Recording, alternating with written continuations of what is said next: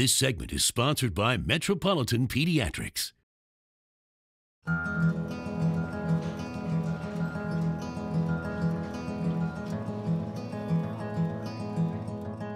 We are at Metro Pediatrics with Dr. Weill to talk about a really hot topic, childhood obesity. Doctor, thanks so much for talking to us. My pleasure.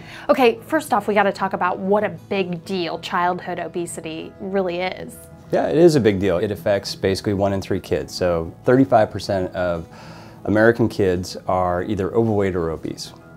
So let's talk about some contributing factors. Of course, there's the S word, sugar. What can you do to help prevent childhood obesity when feeding your kids? Yeah, so sugar-sweetened beverages are probably the #1 thing, right? So when I'm talking to my patients and I'm asking them about what their diet comprises of, I talk about sugar-sweetened beverages, and it turns out that your brain actually doesn't recognize the sugar or the calories that comes in when you're drinking it.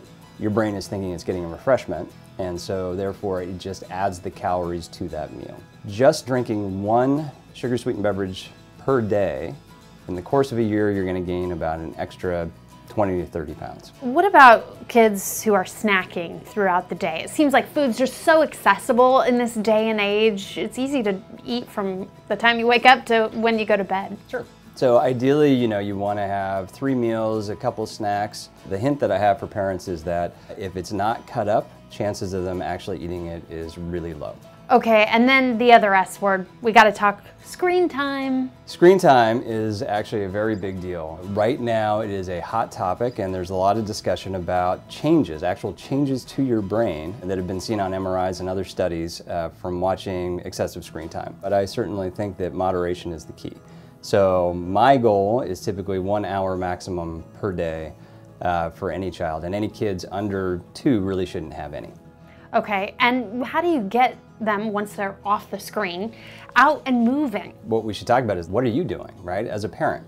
So if you're out and moving, your kid's out and moving. If you're not watching screens, they're not watching screens. If you're not having sugar-sweetened beverages, they're not going to have sugar-sweetened beverages. Daily exercise changes the hormones in your brain, and it encourages you or makes you want to exercise more and eat less. Dr. Weill, thank you so much. You're welcome. For more information, you can log on to metropediatrics.com.